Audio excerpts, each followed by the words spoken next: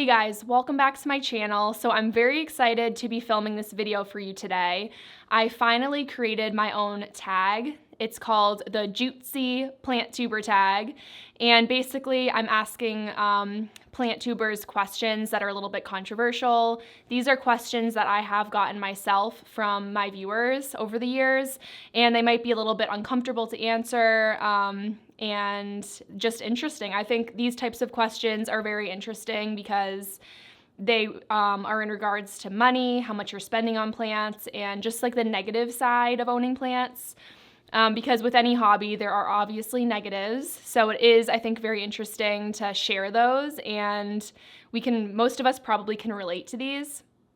All right, so if you're interested in hearing my answers to these questions, these controversial plant questions, keep on watching and we're gonna get into it. So the first question is, what are the 3 most expensive plants you own? What were the prices and do you regret buying them? So the 3 most expensive plants that I have purchased are my variegated Amac euphorbia. That cost, I think, $250, but it did come with 2 plants in the pot, and they were really tall. Like, I think they were like 4 feet tall and maybe 3 feet tall, so they were really big plants. The next is my variegated monstera. That is the elbow version.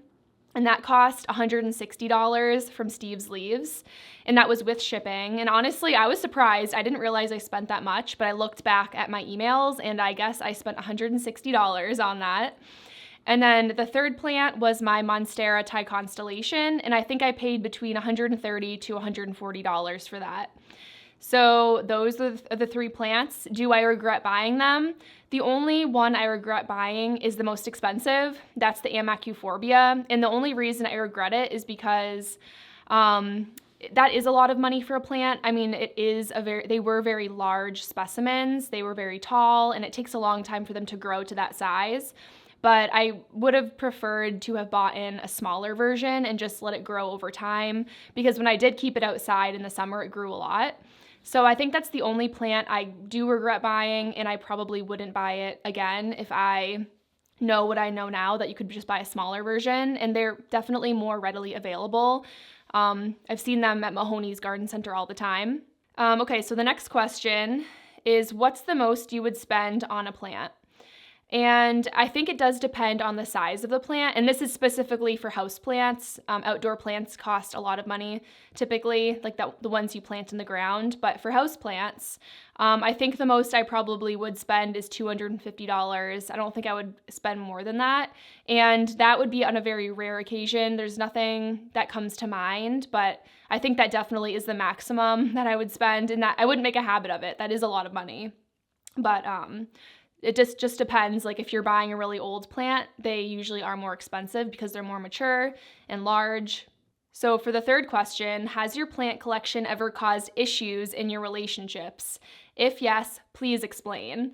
So yes, definitely it has. The only time it has was when I was living with my ex-boyfriend, and he only really had an issue with me putting plants in our bedroom because he just was like, there's so many plants all over the house, like, keep our room like free of plants or just have minimal. But we ended up having a lot of plants in our room, and it kind of got in the way of like moving around the space, and he definitely would get really annoyed with me with having plants in the bedroom.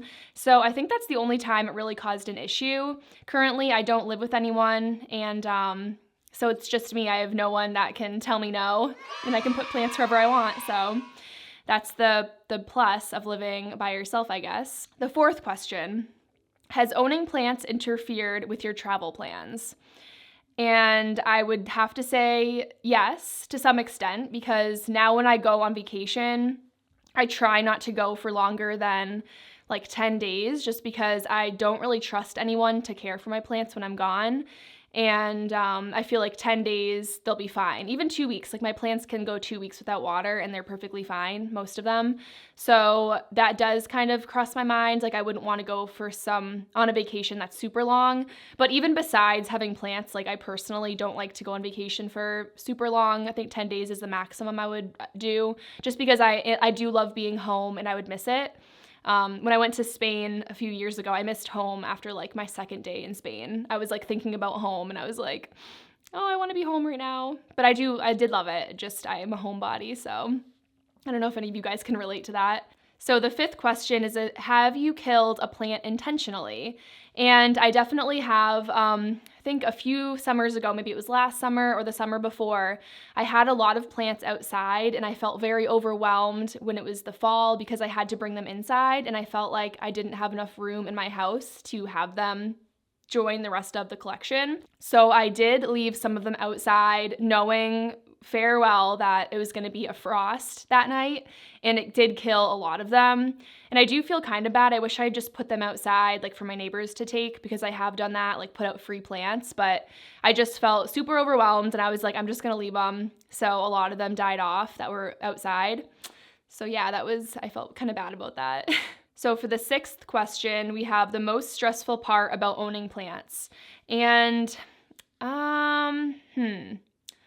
maybe I would say the fact that they could be infested with bugs at any point. Like sometimes there are bugs that lay eggs in the soil and then they will like just come out of nowhere, like they'll hatch and you'll have a bug problem. So just the fact that you could have an infestation really at any time kind of stresses me out because it can get really bad. I've had to deal with a few infestations and it's super stressful and it just takes a lot of patience. And yeah, so I definitely dealing with pests would be the most stressful part, I think. So the seventh question is, if you were only allowed to have 3 plants in your collection, which ones would they be? So the 3 plants that I would keep would be my Hoya rotundiflora, my variegated Monstera borgensiana, and my Hoya super Eskimo. And that was really hard to choose 3, but you know, those are my favorites. Shh. So the 8th question is, what's your opinion on the rare plant hype? So I don't know. I mean, I totally get why people love rare plants. I have plants that I consider more unusual or uncommon, so I have nothing against the rare plant hype. I think it is kind of good to keep in mind that all plants are beautiful, and I guess, you know what? I take it back. The thing I do have a slight problem with it.